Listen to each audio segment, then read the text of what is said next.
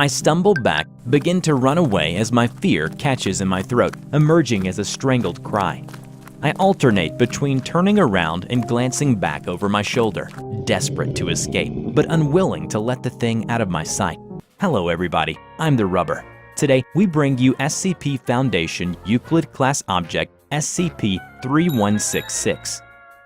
SCP-3166 is a 2.1 meter tall humanoid entity, presumed pataphysical in nature, known to manifest during periods when the Gorefield media franchise is performing poorly in terms of public reception. The exterior layer of SCP-3166's body resembles a crudely made costume of the character Gorefield, which field inspection has shown to be composed of legitimate cat fur. However, analysis of SCP-3166's composition in the field has shown that its interior mass is composed entirely out of pasta, specifically lasagna. SCP-3166 will appear in the vicinity of a suitable individual, hereafter referred to as the target, and move towards their location. Known targets of SCP-3166 have included individuals prominently involved in rival media to the Gorefield franchise, individuals formerly involved in the production of the Gorefield comic strip, individuals involved in parodies of the Gorefield franchise, vocal critics of the Gorefield franchise, and last but not least, Gorefield creator Jim Davis. This has only occurred on occasions where the negative reception Gorefield was receiving could be traced back to Mr. Davis's poor management of the franchise. Upon reaching its target, 3166 will attempt to inflict bodily harm upon them through a mixture of blunt force using nearby objects and force-feeding of lasagna. The lasagna was obtained through self-disembowelment. During this process, SCP-3166 will vocalize by meowing, purring, and screeching in the manner of an extremely agitated cat. Lasagna outside SCP-3166's mass has proven to be an effective form of bait for 3166. Upon seeing the lasagna, SCP-3166 will abandon its original goal and instead attempt to incorporate the pasta into itself. SCP-3166 first manifested on the 23rd of October 1989. Within the Chicago offices of United Media, who were the publishers of the Gorefield comic strip at the time. Upon manifestation, 3166 wandered around the offices in a confused and distressed manner, before indiscriminately assaulting any individuals present after security attempted to apprehend it. It disappeared 20 minutes later. Foundation agents responding to the situation distributed amnestics as appropriate. Over the course of the following week, similar manifestations took place at several United Media offices around the country, ending on the 29th of October 1989. Following that date, 3166 altered its behavior to its current form.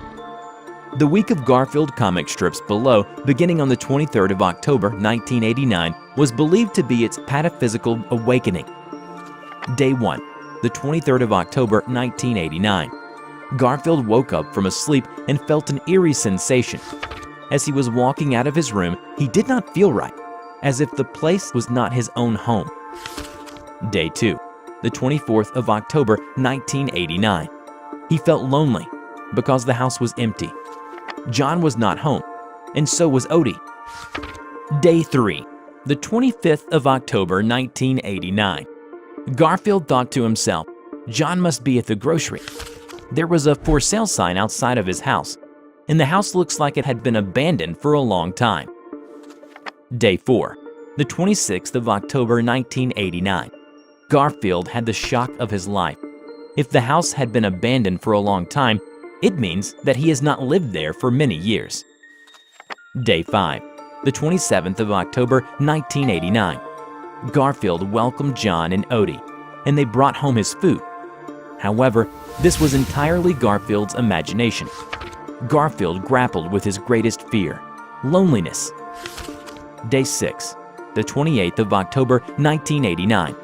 This strip started with a drawing of a horrified eye, and it wrote, "After years of taking life for granted, Gorefield is shaken by a horrifying vision of the inevitable process called time."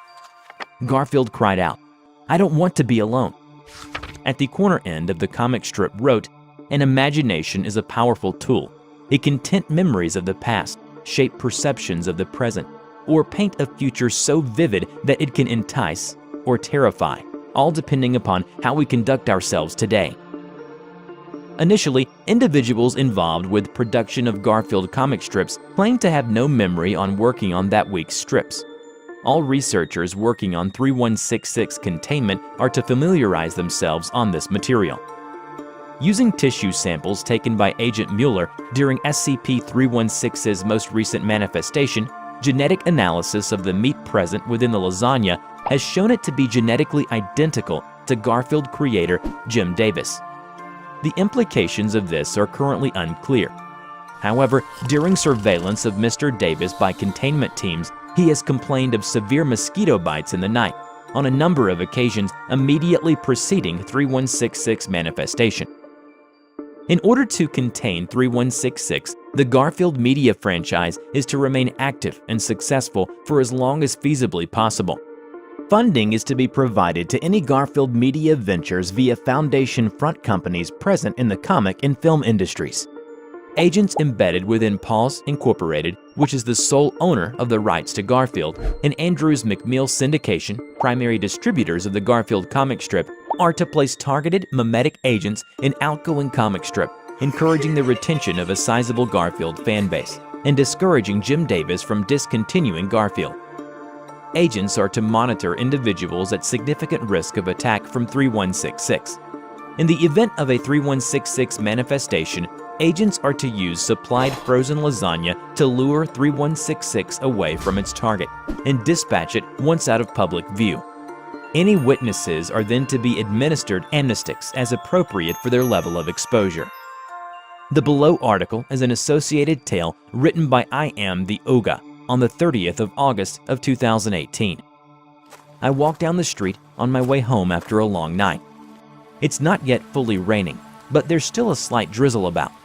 I put on my waterproof jacket, but while it keeps me dry, it does nothing against the chill of the quiet night air. The office wasn't a pleasant place today.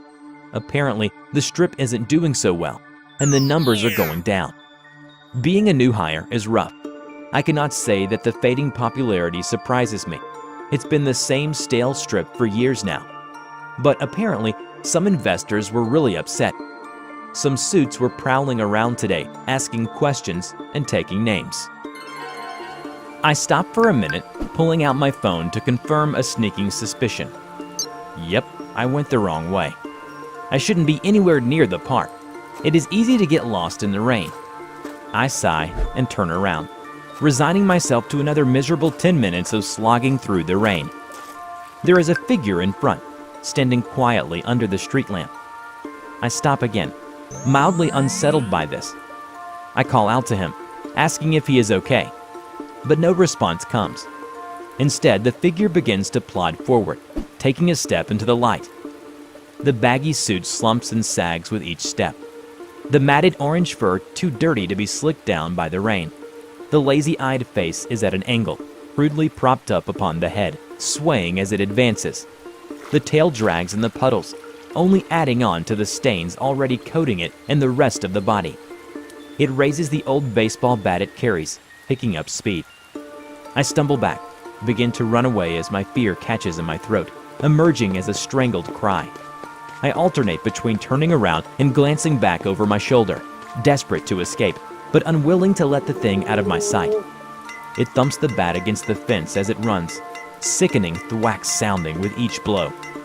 Too focused on the beast, I did not avoid the puddle, and my foot slides out from under me, sending me crashing to the ground. As the world whirls around me, seeing nothing but darkness and rain, a low, agonized meow sounds from above me, immediately followed by a crushing blow to the hip. I scream out in pain, but as I gasp for breath, a horrible, wet, tearing noise fills the air, accompanied by another guttural screech. Then, a dripping, slimy mass is slammed into my face, and my monstrous assailant begins forcing fistfuls more down my throat. Man, I hate Mondays. You pick up a colorful brochure on your way home.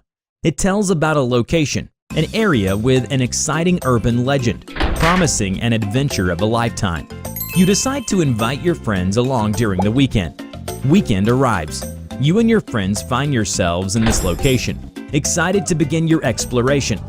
Following the brochure, you suddenly find several theme park mascots standing in the distance and moving towards you. As they get closer, you notice something's not right with them, and you wonder, what are these mascots doing here? By then, it may be too late to run. Hello everybody, I'm TheRubber. Today, we bring you SCP Foundation Keter Class Object SCP-3640. SCP-3640, also known as Escape from the House of Mouse, takes the form of tourist brochures advertising self-guided tours of areas that are associated with urban legends, haunted sightings, and folklore in the U.S. state of Florida. Anyone who reads an instance of 3640 and visits the specified location at any of the specified times will be hunted and become a prey by an instance of SCP-3640 Alpha. While the 3640 is the bait in the form of a brochure, the Alpha is the predator that takes the form of various cheerful and friendly-looking character mascots of popular cartoons and theme parks. Some of the characters include a mouse, a duck, or a dog, all the classics that children know and love. After certain tests with D-Class personnel, the Foundation was able to observe Alpha to follow certain rules when selecting their prey. They include: the Alpha will only approach people who have read 3640, the brochure, and avoid any who has not read it. Additionally, if all members of a group have read the brochure, the number of Alpha hunting the group will be equal to the amount of the members in the group. And finally, the Alpha will not pursue prey that cross out of the Florida state lines. Best keep that in mind when you encounter one during your pleasant walk in the theme park. While there are clear understandings over the mode of operation of 3640 and the Alpha, it's still a mystery on how the Alpha grow and consume its prey. The following is a recorded interaction between a Foundation personnel and the Alpha. The Foundation has sent out an agent dubbed D-15, armed with nothing but a dart pistol with tranquilizer rounds and a GPS tracker embedded inside his body, on a mission to incapacitate and to retrieve an Alpha. D-15 was instructed to follow the instructions of the brochure and shoot the mascot with his dart pistol should he encounter any. This is a lake monster tour, but I'm on the lookout for a children's theme park mascot? Why am I looking for a mascot? Why is it here, and what is it doing here? D-15 looked around and waved his flashlight anxiously. Just keep following the tour. It was dark, and D-15 was the only one with a heartbeat in the tour. He could only see as far as his flashlight could illuminate. Soon, he arrived at the end of the tour. Command? I've reached the end of the tour. I've followed all the directions. It's just more river. Understood. Turn around and return to the drop-off point for pickup. He waved his flashlight at a ripple on the river, illuminated a partially submerged alligator. Phew, this is creepy. As he turned around, a splashing sound came from the river. D-15 looked back, and his flashlight revealed the Alpha, which resembled the mascot of a duck character from a children's cartoon. Oh no, take this! He took out his dart gun and shot at the Alpha, but it didn't respond to his shots, nor did it make any sound apart from its footsteps as it slowly moved towards D-15. Soon, he ran out of ammo and decided to run for it. For a moment, he ignored all of Command's attempt of communication. He could only hear his breathing and the sound of his rapid footsteps. Moments later, he paused to catch his breath and turned around. No sign of the Alpha. How far away is the retrieval team? About 10 minutes from your location. Just keep going. You'll run into them shortly. He heard a splashing sound come from behind and turned around and saw the Alpha climbing out of the riverbank with incredible speed and began running towards him.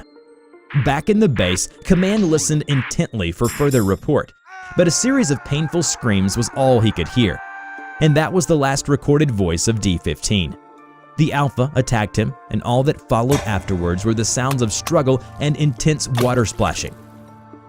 Upon arriving at the scene, the retrieval team found only the camera and reported no signs of both D-15 and the Alpha. Later, the Foundation sent the mobile task force Lambda-12 to trace D-15's GPS signal, which led them to a hut near an amusement park. The team entered the hut. It was a normal maintenance hut with some nearly empty shelves. One of the team members picked up a roll of duct tape from the shelves and examined it. Not quite what I was expecting. The team discovered a trapdoor on the ground, which led them into a large, dimly lit tunnel. As the team passed by several empty storage rooms, they heard a low rumbling noise. They moved closer and closer to the noise and found themselves in a boiler room with the boiler still active, and a mascot costume curled up around an unidentified egg-like object on the ground. They examined the costume. It was a different mascot of a mouse character. Inside the costume, they pulled out a human arm bone. One of the team members reached for the unidentified object. It appeared to be a partially translucent purple Easter egg, except that a small, embryo-like life form could be seen wriggling inside the egg. As they picked up the costume with the bones in it and prepared to leave, they heard a faint dripping sound. They carefully moved out of the boiler room.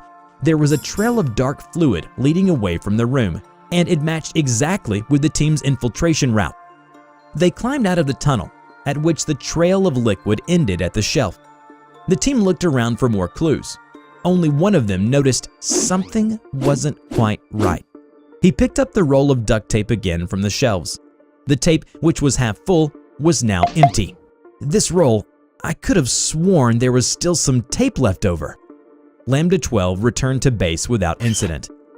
The egg collected was kept under watch in an incubation chamber, but ultimately failed to hatch. However, after several weeks, the egg was opened and found to contain a miniature stuffed duck toy. Oh, and the bones they found? It was tested by the Foundation lab and confirmed to be D-15s. As for its containment procedure, all Foundation personnel are advised to avoid reading all brochures of self-guided tours within the state of Florida, and to bring any such materials to the archival department and to be transferred to MTF Lambda-12. As for the Alpha, the task force has been assigned to investigate any potential hunting grounds and to terminate any Alphas they come across with lethal force. Playland appeared creepier at night. The shadows seemed darker and deeper. But it didn't bother Alan. He was running out of breath, so he turned around the corner and hid behind a booth. He could hear the footsteps of his pursuer getting closer and closer. And then, bam! Winnie the Pooh smashed through the booth like it was nothing. Alan wasn't fazed, however. In fact, he was waiting for this. Eat this, freak! He pushed his shotgun against Pooh Bear's head and pulled the trigger. It dropped to the ground, but was still moving. Where's my son? Alan cocked his shotgun and pointed at the downed mascot, but didn't fire. He looked around and realized that the gunshot had attracted more of them. Damn, where'd they come from? And even more would come. Hello everybody, I'm TheRubber. Today, we bring you SCP Foundation Safe Class Object SCP-1357. SCP-1357, also known as the Children's Park, is a theme park located in Poland. There are 4 ticket booths, each located at all 4 sides of the park, that allow entry. No items, commodities, or snacks require currency of any kind to operate or purchase. 1357 houses various attractions normally found at theme parks, such as amusement rides, bumper cars, and assorted booths and stores.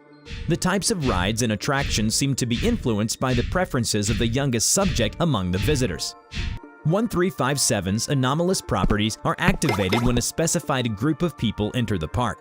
The requirements of the group are as follows: at least 2 subjects who are involved in a romantic relationship with each other, at least 1 subject under the age of 18 who identifies the aforementioned subjects as guardians. Each subject must carry an instance of SCP-1357-B. When these requirements are met, a group of human individuals designated as SCP-1357-A manifest throughout the Anomalous theme park. SCP-1357-A manifestations vary in age, ethnicity, sex, and gender. All instances are always uniformly costumed. The costumes are typically based on popular characters from various media. The forms taken by 1357-A appear to be strongly influenced by the personal experiences of the youngest subject in the group. Additionally, these instances are noted to be exceptionally amiable. On the other hand, SCP-1357-B refer to the tickets that grant access into 1357. The tickets read, Playland, admits one person per ticket, have a magical family experience, in the native language of the ticket holders. 1357-B instances were found to be mailed to assorted families around the area, along with directions to the park and a short pamphlet describing 1357.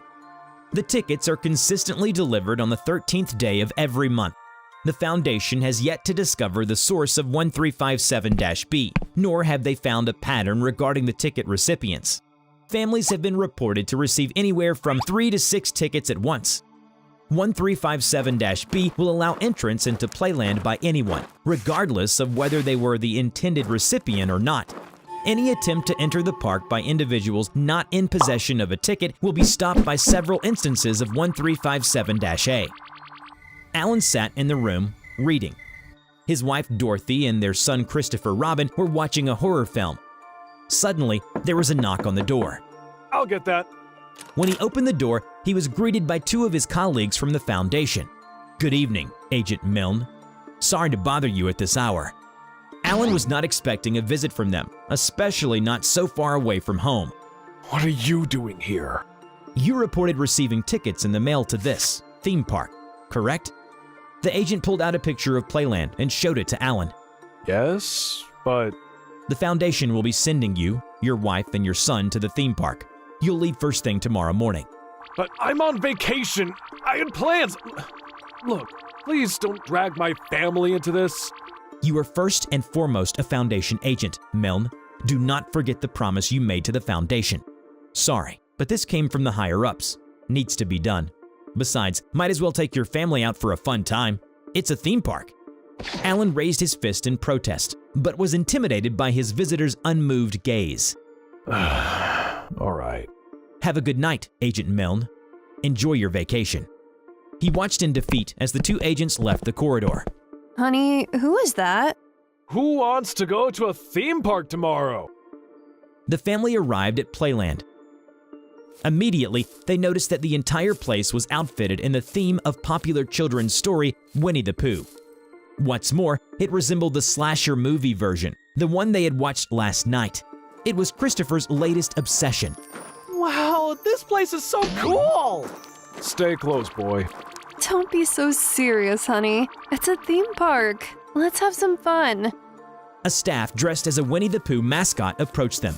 Hello there! Welcome to Playland! We have a special ride that takes you through Mad Pooh's haunted horror house! Oh my god, Mom, we have to go!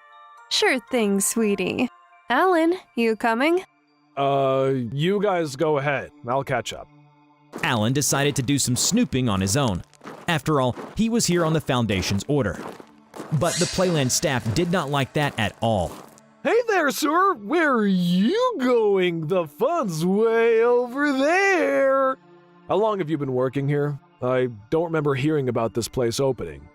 Don't worry about that. Come join us in the haunted house! It just seems awfully strange that you'd randomly send us tickets in the mail and have an entire theme park based on some twisted version of Winnie the Pooh, a cartoon character that my son conveniently loves. Oh, so you're one of those kinds of people. What do you mean? The kind that doesn't know how to have fun. Suddenly, Alan found himself surrounded by a group of Pooh Bears. Hey, back off! I said back off! They ganged up on him and forced him out of Playland, locking him out. Alan banged on the gates desperately. Let me back in! Hey, I gave you my tickets, damn it! Let me in! No matter how much Alan pleaded, the staff wouldn't let him back in, so he had no choice but to wait. Alan waited and waited until the sun was about to set. However, his wife and son were still inside Playland. Alan was starting to panic. He quickly contacted the Foundation.